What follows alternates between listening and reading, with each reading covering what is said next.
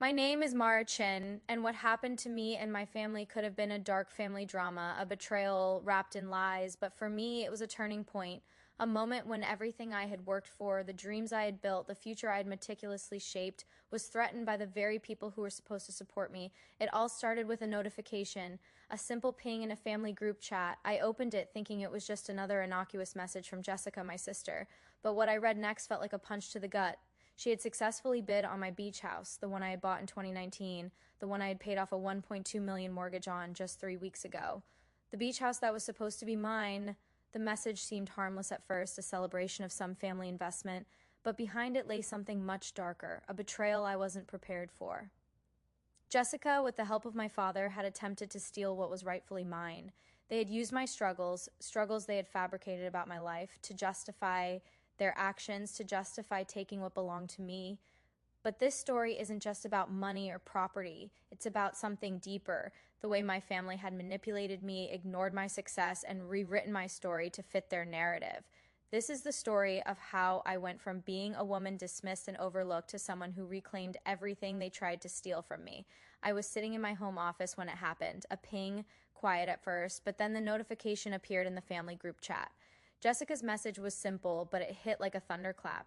Finally buying Mara's beach house at foreclosure auction. Bank listed it for 400,000, worth at least 2.8 million. We're getting it appraised next week. We can flip it or keep it as a family vacation property. I froze, staring at my phone in disbelief. The beach house, the one I had worked so hard for, the one I bought in 2019, the one I'd paid off 1.2 million in full, years ahead of schedule, and now my own sister was claiming it as her own. I didn't respond immediately. Instead, I opened my banking app, staring at the mortgage account. Current balance, 0. The payoff, 1.2 million. I'd made the final payment. 3 weeks ago, I was free. My house was mine. Then my phone buzzed again. A private message from Jessica. Don't worry about the house. I know you're struggling. This way it stays in the family. You can even visit sometimes if you ask nicely. Struggling. That word again. It was the narrative they'd used for years to paint my life as a tragedy, a failure, but I knew the truth. The career I had built, the success I had worked so hard for, wasn't acknowledged. The beach house was never a symbol of failure, it was a triumph, but my family never saw it that way. To them, I was always the underdog, the one they could look down on, and now my sister was trying to steal it, trying to turn my life's work into their profit. I wasn't going to let that happen. Not this time. As I sat there, the weight of it all settling in, I felt something shift in me, something that had been building for years. I opened a new document and titled it The Ghost Ledger. It wasn't for anyone else, it was for me. A record, a reminder of everything they'd taken from me. For 6 years I had worked tirelessly, marine conservation consultant they called it, a midlife crisis they said. I was drowning in debt, they claimed. Yet every year I fought back, paid off bills, kept my head above water, and kept achieving. And for every success there was silence. My first Regional Conservation Award in 2021, dismissed in an offhand comment. A feature in National Geographic in 2022. That's nice. And the subject was changed to Jessica's new car. That's nice. My accomplishments were swallowed whole, drowned in their trivial distractions. I paid off a 1.2 million mortgage early in 2024. No congratulations, no praise, just silence and the constant reminder that I was always somehow beneath them. Every financial victory, every professional win was reframed as either luck or irresponsibility. It was always Jessica's way, the family darling, the bank teller who could do no wrong. Her Toyota Camry celebrated for hours. My research boat ridiculed as wasteful. Jessica's promotion to senior teller praised with cake and champagne. My $720,000 3-year contract? Be careful with contracts, my mom said. No celebration. This ledger wasn't just about the monetary cost of my achievements, it was the emotional cost. The years of silence, of being ignored, dismissed, and erased, I realized something then. The sunk cost fallacy. I had kept investing in my family, believing that one day they would see me, but slot machines don't pay out because you fed them long enough. They pay out randomly or never. And my family, they were the machine taking everything I gave and spitting it out. It wasn't when I bought the beach house. It wasn't when I switched careers. The moment my life changed was at that exact moment, sitting in my kitchen, reading Jessica's message in the family chat. The beach house, my beach house, had been stolen from me in front of my eyes by my own sister. She didn't just take my property, she took my dignity. She turned my success into her investment opportunity. And my family, they cheered her on, supporting her in every move she made, all while pretending that I didn't exist. But in that moment, something shifted. Something snapped inside me. This wasn't just about the house. It was about years of manipulation, of lies, of being used by the very people who were supposed to love me unconditionally. I wasn't just angry anymore. I was calm, clear-headed. I knew what needed to be done, and I wasn't going to be silenced anymore. I didn't know what to expect when I answered the call from Coastal Federal Bank. Robert Caldwell, the senior VP, introduced himself. His voice was calm, professional, but I could hear the tension underneath. Miss Marichin, he began, this is Robert Caldwell from Coastal Federal Bank. I'm calling regarding a situation with a property at 847 Ocean Vista Drive. My heart skipped. My beach house, your property, he asked. My property, I replied. That property isn't in foreclosure. Robert Caldwell's response was swift. Correct, you paid off the full mortgage balance 3 weeks ago, $1.2 million early settlement. But Miss Jessica Chin is at the county courthouse right now with a cashier's check for $400,000, claiming she's buying it at auction. She's my sister, I said, my voice steady, but inside I was raging. She doesn't represent me. She doesn't have my permission. I did not authorize any sale. Robert Caldwell was quiet for a moment. Then he asked, is your sister attempting to fraudulently purchase your property? The question hung in the air like a death sentence. Yes, I said, that's exactly what she's attempting. And that was the moment everything changed. The bank didn't waste any time. Robert Caldwell's team began reviewing the documentation immediately. Step 1, mortgage documents, payment history, payoff authorization. It was all clean, my signature, my verification, my payment history untouched, but Jessica's claim, 0 supporting documents. Just a fake foreclosure notice she'd created using a template she'd downloaded from a legal forms website. The fraud was so clear, so blatant. And yet she thought she could get away with it. Step 2, fraud alert issued. The auction was halted. Jessica's cashier's check was frozen. The authorities were notified. And for the first time in years, my family's lies were exposed for the world to see. I hadn't even had time to process everything before the family chat exploded. Jessica, Mara, did you tell the bank I'm trying to steal your house? The audacity, the sheer nerve. My family turned on me again, trying to paint me as the villain in this twisted tale. But I wasn't the villain, I was the victim. And now they would see just how far they had gone. The fallout was inevitable. Jessica called, frantic, demanding an explanation, but I didn't answer. I knew what she wanted. She wanted me to back down, to let her have the beach house, to let her win, but I wasn't going to let that happen. Not this time. The phone rang again.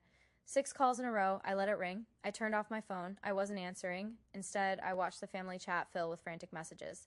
What the hell is happening? Jessica, Mara, why are you trying to ruin everything? But they didn't see it. They couldn't see it. They were blinded by their own greed, their own sense of entitlement. I live there, I typed in the chat. It's my home office. I paid off the $1.2 million mortgage 3 weeks ago. The house is mine, free and clear. Jessica attempted to fraudulently purchase my property. The bank is investigating. I did not authorize any of this. And then for the first time in years, I left the group chat. 2 weeks later, I received another call, this time from Detective Sarah Martinez at the County Fraud Division. She had reviewed all the evidence, Jessica's fake foreclosure notice, the $400,000 cashier's check, the family chat messages. This is pretty clear-cut, Detective Martinez said. Your sister created false documentation to purchase property she knew she didn't own. Your father's involvement complicates things. He provided material financial support for the fraud. Technically, he's an accessory. I didn't want to believe it, but the truth was there, in black and white. My father was complicit, and as much as I wanted to avoid it, I knew I had to face the reality of it all. Jessica's life unraveled quickly after that. Her job as a bank teller, gone. Her future in real estate, destroyed. The charges against her were too much to overcome. A guilty plea to attempted fraud, 5 years of probation, and a permanent criminal record. Her actions had consequences, and the consequences didn't stop at the legal system. Her career in finance was over. Her dreams of becoming a real estate agent were crushed, but even then, the family tried to protect her. Jessica made a mistake, they said. She's family. This is ridiculous. But I wasn't the villain. I was the one who was protecting what was mine, and for the first time, I realized that I had been the one holding the family together, even though they never appreciated it. Revenge isn't always about vengeance. Sometimes it's about letting people reveal who they truly are, letting them expose themselves completely. Jessica didn't just try to take my house. She tried to profit from my failure. She celebrated my downfall. But now it was my turn to celebrate. I had taken back my power, and nothing, not Jessica's lies or my family's attempts to justify her actions, would take that from me. The beach house was still mine. The fraud investigation was over. The bank had sided with me. And as for Jessica, her attempts to steal from me only revealed the truth. My success had never been her concern. She had always wanted what I had, but she was too blinded by her own greed to see the value of hard work, of integrity, and now my life was mine again. 2 years later, the beach house still stands. The place where Jessica had once imagined sipping margaritas is now where I sit every morning, drinking coffee at sunrise, working on marine conservation projects. The place that was once a symbol of my failure has become a symbol of my resilience, and when I received a letter from the National Marine Conservation Foundation, I didn't tell my family. I didn't need to. They had no place in my success anymore. Jessica's life continues to unravel. Her conviction made it impossible for her to find work in real estate. My father? His involvement in the fraud was public knowledge, and his reputation had been tarnished. And as for me, I'm too busy building my foo to look back at the past. The ghost ledger is a thing of the past. It no longer matters. What matters now is what I've built with my own hands. And for the first time in my life, I'm free. The truth of what happened rippled through my family like a stone dropped in a pond. The initial chaos was undeniable. Voices raised, accusations thrown, but nothing could cover up the consequences of Jessica's actions. My parents, who once saw themselves as the patriarchs and matriarchs of the family, tried to regain control of the narrative. My father, who had always positioned himself as the head of the family, quickly attempted to salvage his dignity. "Mara, you didn't have to press charges," he wrote in an email. "We're family." But the reality hit harder than any words could. Family wasn't about protecting each other's interests. It wasn't about sharing in successes or failures equally. Family, as I had learned, was about manipulation. It was about power dynamics that kept shifting, always leaving me in the role of the outsider, the one who never quite measured up. I thought about his words for a moment. We're family. The idea of family had always been about love, sacrifice, and mutual respect. But in the years of silence and dismissal, I had realized that for my parents, family was just a convenient term they used when it suited them. It wasn't about unconditional love, it was about control. And in this moment, I realized that the most powerful thing I could do was to walk away from their toxic need for validation. They wanted me to care. They wanted me to feel guilty for exposing the truth. But I didn't. Not anymore. The story leaked. Local news outlets picked it up, and soon enough, my family's private shame was out in the open for everyone to see. Sister attempts to fraudulently purchase her own sister's $2.8 million beach house. It was the kind of headline that no one could ignore. What started as a family betrayal became a public scandal. My father's bragging about the great family investment before the fraud was exposed made him a laughingstock among his peers. The golf club buddies who once admired him now distanced themselves. Invitations to dinners, social gatherings, and family events stopped, and I felt something in me break free. No longer did I need their approval. No longer did I need their validation. The same people who had ignored my success, dismissed my accomplishments, and tried to turn my life into their own story of failure were now trying to salvage their reputation. The hypocrisy was suffocating, but I knew the truth now. I knew that they were the ones who needed to change, not me. Their obsession with status, their need to be seen as successful at any cost, had blinded them to the true meaning of family. And in that realization, I found peace. The journey toward healing wasn't instantaneous. The emotional wounds ran deeper than I'd anticipated, but as I sat on the porch of my beach house, my home, the place I had fought so hard for, I realized something profound. The hardest part wasn't losing my family. It was accepting that the family I had known was built on lies, manipulation, and unspoken expectations. Healing wasn't just about moving on, it was about confronting the bitterness and resentment I had held onto for so long. The anger that had burned inside me wasn't just about the beach house, it was about the years of being unseen, unheard, and undervalued.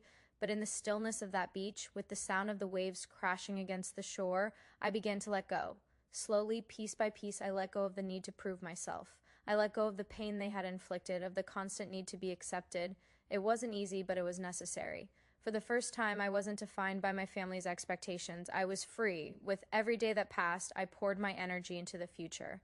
The beach house, the place they thought they could take from me, became my sanctuary. It became a space foe.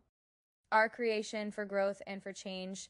I continued my work in marine conservation, expanding my consulting business, and finally allowing myself to enjoy the success that had been so consistently ignored. The beach house became my office, my research station, my sanctuary, and then the letter came.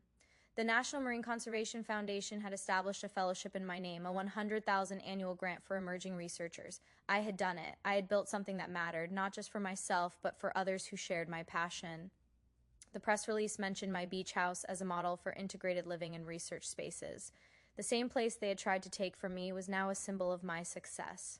The place they had once scoffed at was now my legacy, but I didn't share the news with them. Not anymore. I didn't need their approval. The validation I had sought for so long was no longer something I needed from them. I had found it within myself. 2 years passed. The fraud case was officially closed. Jessica had pled guilty to attempted real estate fraud, and my father's involvement was made public. They paid their fines, served their probation, but the scars were still there. My relationship with them was never the same. My father, once the patriarch of the family, now avoided eye contact with me whenever we spoke. My mother, who had once dismissed my achievements, now sent occasional texts trying to make peace. But it was too late. The lessons I had learned over the past few years weren't ones I could unlearn. I had been broken by my family's betrayal, but I had also been rebuilt, stronger, more independent. I had learned that family isn't about blood, it's about who shows up when you need them most. And for years, my family had shown up only when it was convenient for them. As for Jessica, she was a ghost of the person she once was. Her career in banking was over, her reputation was tarnished, and while she had tried to take what was mine, I had learned the most valuable lesson of all: no one can take what you've truly earned. As I sat in my beach house one last time, reflecting on everything that had happened, I felt a deep sense of peace. The past was no longer something I needed to carry. I had let go of the anger, the bitterness, and the need for validation. I realized that the true power wasn't in proving them wrong. The true power was in choosing to let go, choosing to walk away from their toxic hold on my life, choosing to build something that was entirely mine without their interference. And with that realization came freedom, the kind of freedom that can't be taken away, the kind of freedom that comes from within, from knowing that you control your life, your choices, and your future. As the sun set over the ocean, I knew that this was just the beginning. I was no longer bound by their expectations. I was free to build the life I had always wanted. The future stretched before me, wide and open. No longer confined by the expectations of my family, I felt a new sense of purpose. I continued my work in marine conservation, but now I did it on my own terms. I didn't need their validation, the fellowship in my name, the beach house as my sanctuary. It was all part of the new life I had created, a life that was free from their influence, free from their judgment. And as I moved forward, I knew one thing for sure: I would never let anyone take my power again. The beach house was mine, my success was mine, and no one, not even my family, could ever take that from me. Despite everything that had happened, I couldn't fully let go of the weight of their words. The years of belittling, the casual dismissals, the way they had redefined my achievements to fit their narrative, it lingered in the back of my mind like a shadow that refused to dissipate.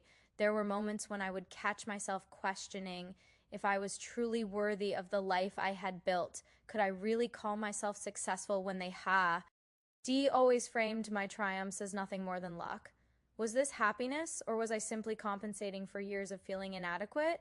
But then I'd remember the quiet mornings in my beach house, the air crisp with the scent of salt water, the view stretching out before me. This was mine. This success was my own. No matter how much they had tried to tear me down, I had built something far stronger in the process. The weight of their words still clung to me, but now I recognized them for what they were: tools of control. They wanted me to believe I wasn't enough, that my success was undeserved. They wanted me to fall into the trap of never enough so that they could hold the power, but I had escaped that trap. I had taken the power back, and as I moved forward, I reminded myself of this truth every time their voices crept back into my mind. There were moments when the silence felt heavy, when I'd receive the occasional message from my father or Jessica filled with thinly veiled guilt. "Why did you have to make this so public, Mara? We could have handled this in the family." I knew what they were really asking. They were asking me to erase the truth. They were asking me to keep their dark secrets buried and pretend like everything had been fine. But I couldn't. The silence they had forced upon me for years, when they ignored my victories, overlooked my hard work, and made me feel invisible, was no longer something I could tolerate. The price of their silence was the truth I had kept buried inside for far too long, and the truth, once it's exposed, can't be silenced again. No matter how hard they tried, no matter how many apologies they offered, the truth remained. They had tried to steal what was mine. They had tried to erase my accomplishments, to rewrite my life story, but they couldn't. I wouldn't let them. As the months turned into years, I noticed a change in myself. There was a quiet strength that grew inside me, a resilience I had never acknowledged before. I no longer needed their approval. I no longer craved their validation. This was something deeper than just financial independence. It was emotional and mental freedom. I had broken free from their expectations and from the weight of their constant judgment. For the first time, I was living for myself. And that was something that no one could take away. I realized that true strength isn't about holding on to the past or constantly proving your worth to others. It's about finding peace within yourself. It's about knowing that you are enough no matter what anyone else thinks, and in that peace I found a freedom I never thought was possible. A freedom that allowed me to truly enjoy the life I had built without the burden of constantly seeking approval from those who never truly saw me. As time went on, I started to think about the legacy I wanted to leave. What would my life stand for? Would I be remembered for my success in marine conservation, for the beach house I fought for, or would my family's betrayal be the defining moment of my life? I knew one thing for sure: I would not let their betrayal be the legacy of my story. My story would be one of resilience, of fighting for what was mine, and of reclaiming my power. The betrayal of my sister, the complicity of my father, and the dismissal of my achievements by my family could have broken me. But instead, it made me stronger. It fueled my drive to prove that I was capable of achieving everything I had ever dreamed of without their help or approval. And when I thought about the future, I realized that the legacy I would leave behind wasn't just about the beach house or the work I had done. It was about the strength I had built in the face of adversity. It was about the ability to rise above the pain and the betrayal and to carve out my own path. That would be my legacy. Despite everything, I knew that part of me still yearned for a true sense of family. Family that would support me, that would celebrate my victories and stand by me when the world turned its back. I had been through too much to simply turn away from the idea of family altogether. But the truth was, family is not defined by blood. It's not defined by shared last names or genetics.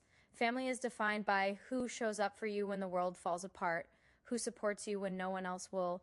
And as time passed, I found that family in its truest form had already arrived. It was Evan, the man who stood beside me through it all. It was the friends I had made along the way, the colleagues who respected my work, and the community of like-minded individuals who believed in the importance of marine conservation. They were my family now, the ones who saw me for who I truly was. They didn't try to rewrite my story. They didn't try to diminish my successes. They celebrated me.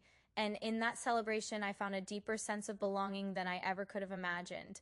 One evening, as I sat on the deck of my beach house looking out at the horizon, I realized something profound. The battles I had fought, the pain I had endured had led me to this exact moment.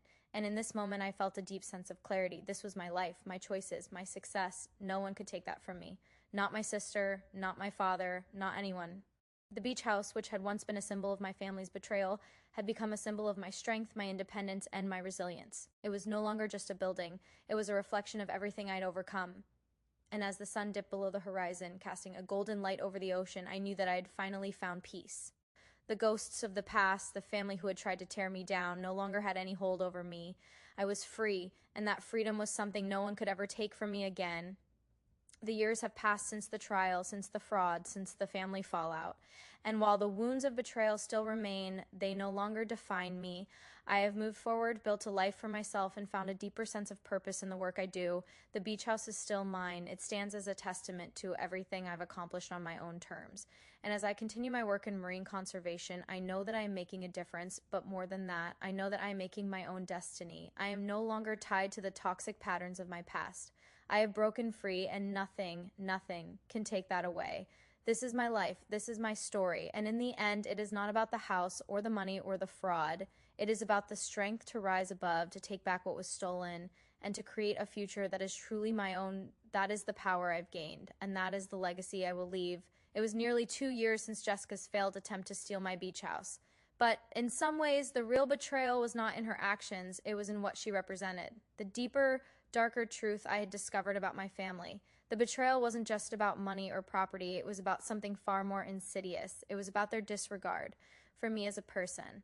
My accomplishments had never mattered to them. My success had always been a reminder of their own failures. It was easy to dismiss someone as struggling when their success would shine a light on your own mediocrity.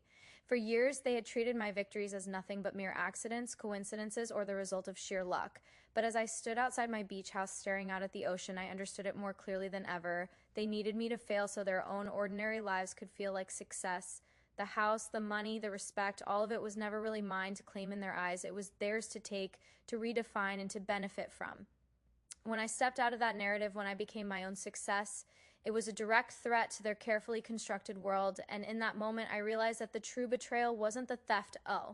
F my beach house, it was the manipulation of my identity. My family hadn't just tried to take my property, they had tried to take my self-worth, and that, in the end, was the most dangerous betrayal of all. As time passed, I found myself becoming more attuned to the idea of revenge, not the kind that burns with rage, but the kind that is cool, calculated, and precise. Revenge, as I had learned, isn't about lashing out or seeking instant gratification. It's about letting the truth settle in its own time. It's about allowing people to reveal their true colors before you expose what you know. Jessica, my father, my entire family, they had shown me who they were. I didn't need to prove anything to them. I didn't need to tear them down. They were doing that on their own. Revenge in its truest form is patience. It's the ability to sit back and let others dig their own graves with their lies and manipulations. And when they've reached the bottom, that's when you reveal your hand. I didn't just expose Jessica's fraud. I allowed her to expose herself. I let her believe she could get away with it. I let her think the house was hers, that she could take it and claim it as her own. The moment she tried to steal from me, she had already lost. The moment she believed she could walk away with everything, she sealed her fate. My revenge wasn't about what I could take from her. It was about watching her fall and knowing that I had nothing to do with it. I had already won. In the years that followed, the true poison in my family became clearer. It wasn't the theft of property or the lies they told. It was the emotional manipulation that had been woven into the fabric of our relationships.